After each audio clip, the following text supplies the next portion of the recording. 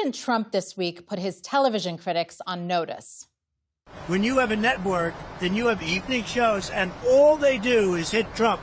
They're licensed. They're not allowed to do that. And underscoring his message, the chairman of the perhaps now formerly independent Federal Communications Commission. We can do this the easy way or the hard way. These companies can find ways to change conduct, or there's going to be additional work for the FCC ahead. And just like that, shortly after Carr's interview, ABC announced Jimmy Kimmel's indefinite suspension for comments he made about Charlie Kirk's assassination. But the message from the FCC is clear. The rules of engagement are changing, and it's issued an ultimatum to media companies: comply or else. It's also clear that the fundamentals of the First Amendment are being put to the test. And Kimmel's forced hiatus is fueling fears that President Trump is wielding the federal government to crack down on dissent. There's a lot to sort through, and joining me at the table tonight, Leanne Caldwell is the chief Washington correspondent at Puck, Zolan Kano-Youngs, a White House correspondent at the New York Times, and Asma Khalid, a co-host of the Global Story podcast on BBC News.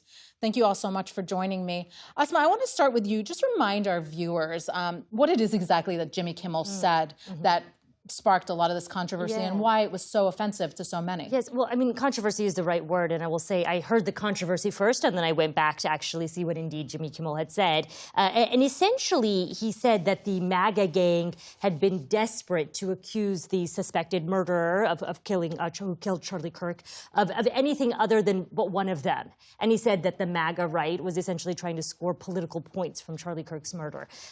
He did, in the eyes of many, I would say, not go as explicitly, maybe, or as offensively as you would have deemed, given the sort of suspension and punishment we saw from him. But those were the comments that elicited all this controversy. Yeah, Zolan, you had an excellent piece today in which you looked beyond Trump's comments about potentially revoking the licenses of the networks that air negative coverage of him. And you wrote that, quote, using the threat of the power of the American government to silence criticism or dissent following the assassination of Charlie Kirk.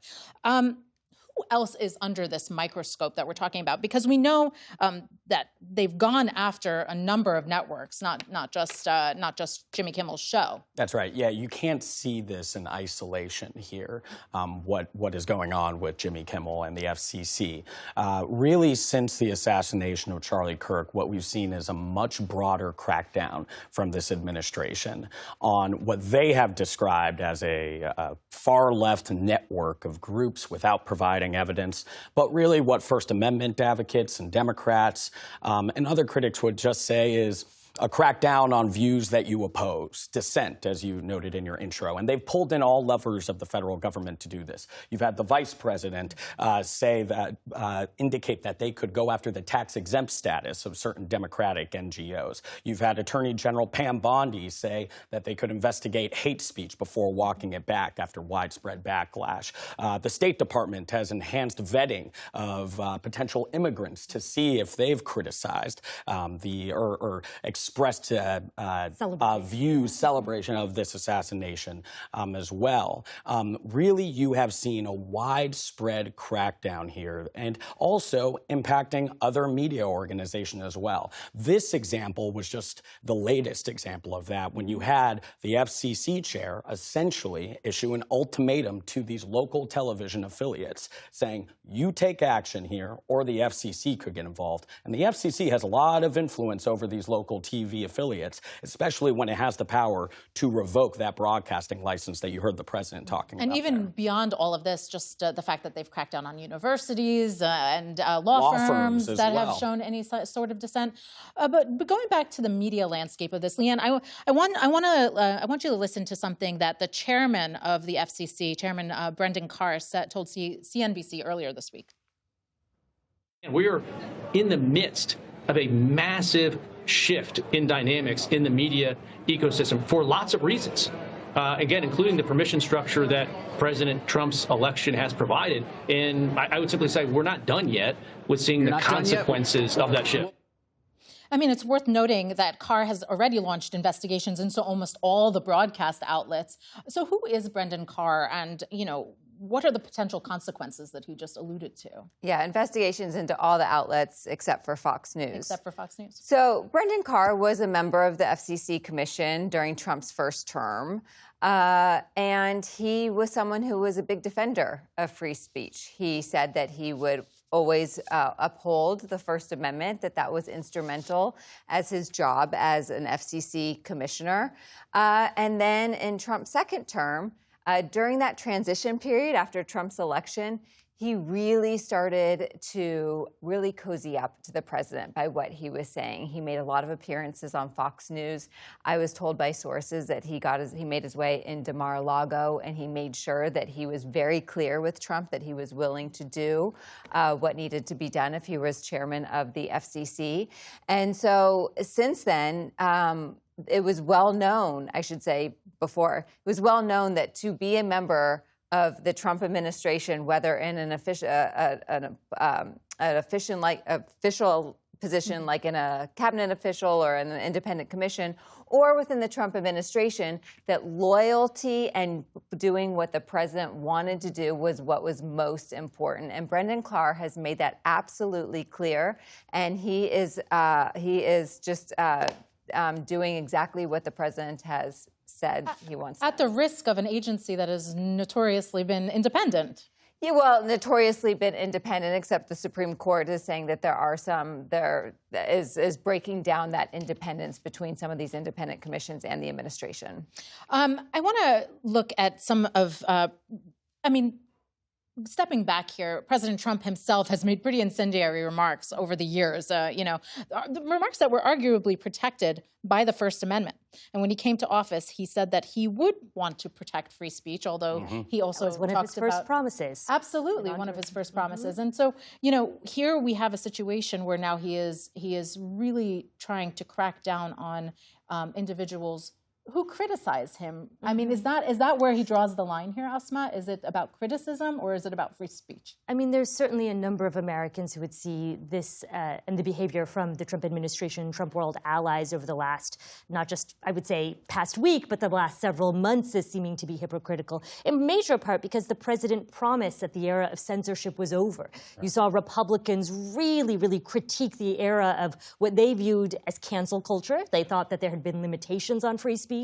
I did an episode on our podcast just this week looking at the fact that Republicans have really seen the UK and what they perceive as a lack of free speech in Britain as kind of a dystopia of what the US could come to be like. They have been on this mission of believing that free speech has been limited, not just here in the US, but also by liberals, they would say, in other countries. And now we're seeing, the president have this, I would say, not just what we saw after Charlie Kirk, but a crackdown on universities. To me, honestly, there's a rather clear through line from the era of crackdown of speech on campus as it relates to pro-Palestinian protesters. I mean, we saw and we've seen people picked up by plainclothes people off the streets after writing an op-ed, say, at Tufts University.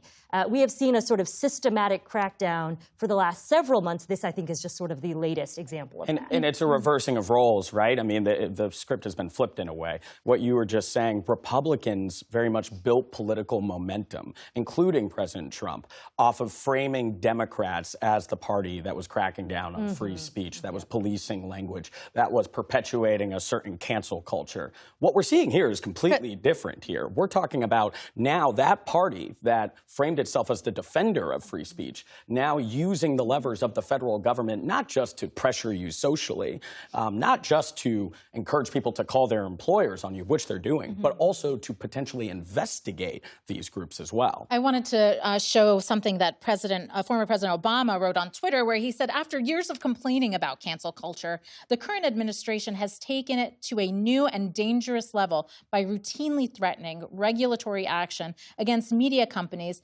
unless they muzzle or fire reporters and commentators it doesn't like. And so, it's becoming very much an us versus them, which we've seen in the wake of Charlie Kirk's murder.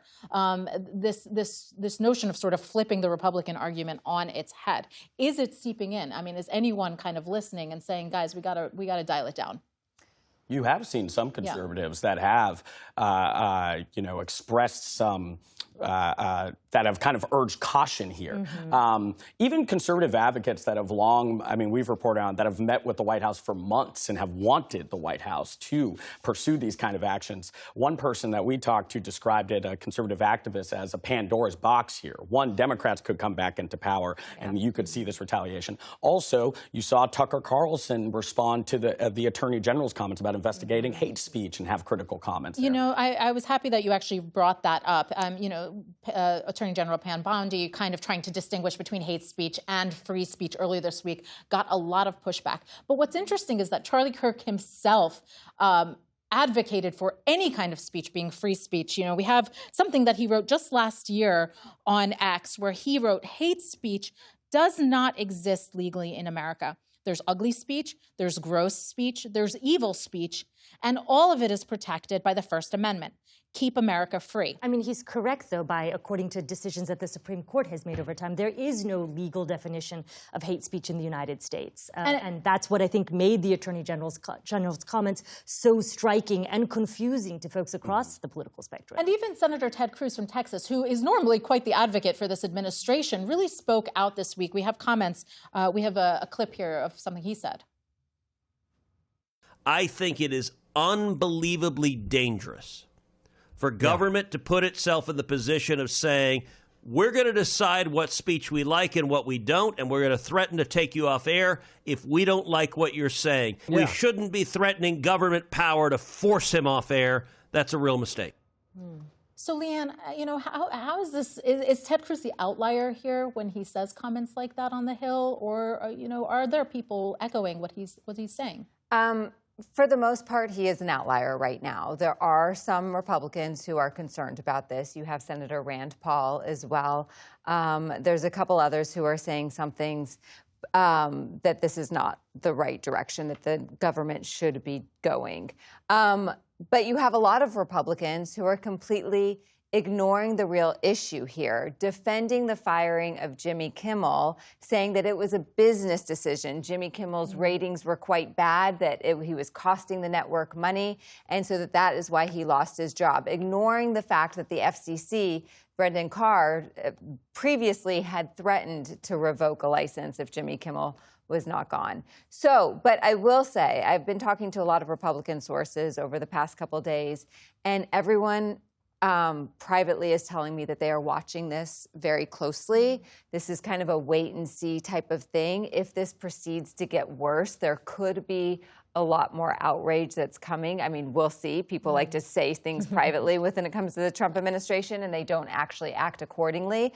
But people are watching this closely. And I will say, I mean, Asma, you talked about it, but there is still really deep feelings about how conservatives, including Republican members of Congress, have felt so silenced during the Biden administration and the Obama administration that they are having, it feels very hypocritical right now, but there's a lot of pent-up anger, and this issue of revenge and kind of retribution is still playing into a lot of their emotions. They're going back to 2012, when Lois Lerner was head of the IRS, and they felt like conservative groups were not getting their tax-exempt status back then because they were being slow-walked because they were conservative. So this is years and years and years, and this is a big reason why I think that Trump is unleashing this retribution campaign on the media and the press to get back to what he thinks has been a silencing for so many years. So many White House officials are going to be attending Charlie Kirk's funeral and memorial service this weekend. And I'm wondering, we just revisited sort of his own words about free speech. How can they sort of channel that legacy that Charlie Kirk, although obviously some of his comments were controversial, how could they channel some of the comments he made advocating for free speech? Well, look, when you talk to White House officials, they think there's a difference here, right? I've been traveled and covered Vice President Vance this week when he went to Michigan. I've been talking to White House officials, and they would say they're targeting language that incites violence. They would say the situation with Jimmy Kimmel was solely a business decision. Now, that argument on the business decision loses a little bit of steam when the president then comes out and says, well, these other late-night hosts that are critical of me, too, maybe you should rescind those licenses as well, right? There's going to continue to be questions about how you square, how an administration that sent a vice president to Europe to talk about the value of free speech, that has long talked about conservative viewpoints being suppressed, how you square that with the current actions now. But at the same time, in terms of the funeral this weekend, I mean, Charlie Kirk was also somebody that was instrumental in getting the president elected, right? And mobilizing young voters to turn out for this base and to expand their voter base. So I'm not surprised as well that many of the people that had relationship with him are going to be going to that event. Well, one of the things that's really fascinating is that we haven't talked a lot about here, but you mentioned it earlier, was the investigations that Trump wants to do into leftist groups. He's mentioning Antifa. J.D. Vance talked about the George Soros Foundation, the Ford Foundation, where the money is coming from for these left groups that go to protests, and then there might be some violence at protests. Trump is using the pretext of Charlie Kirk's murder to say that. He is saying that leftist groups are violent, that it is these leftist organizations that are causing this. There is no evidence that Charlie Kirk's assassin had any affiliation with any leftist groups. And most of the people who have been involved in political violence on the left have been kind of lone wolves, people. And so your paper in March reported that there was already plans in the works to investigate and potentially prosecute groups on the left. And so this is just being used as an excuse to kind of elevate that. I mean, President Trump essentially indicted the left for the murder of Charlie Kirk before we even had a suspect in custody. So that's right. He said those people, and he was referring to folks on the left, and he's referred to Antifa. Look, I mean, Vivian, I think the question of sort of like, how do you take the lessons of free speech and the idea that all speech, as uncomfortable as it is, should be allowed and has historically been allowed here in the United States, I think is a really challenging question. And I'll be really candid, it's one that has been on my mind because I can understand if you feel wronged, as many Republicans did for the last several years. Perhaps it's human nature to want revenge and retribution. But I'd also argue, like, nothing works in a country if every time one group gets into power, they just try to argue how could we use the levers of power to essentially crack down on our opponents. That just doesn't work. It's messy, but also, you know, the law does outline like a violation of the First Amendment, particularly when it comes to government. Government can suggest, it can pressure that a private entity align with their policies, but you can't go to coercion, right? And the question here is, when you have Brendan Carr, you know, essentially issuing an ultimatum to these local television affiliates, that tests the boundaries here, right? And does it meet coercion, right? We don't know that now. But. And there's some potentially even a political response, too. We talked about all the anger from the right during the Biden administration, and it was a big reason that Donald Trump got elected. On the campaign trail, I would talk to Uber drivers and Walmart shoppers and people at Republican events, and this idea of censorship came up over and over and over again. And when Trump said on campaign speeches repeatedly about free speech, you know, this is a big reason why he got elected, and there could be political overreach from Republicans in this, too.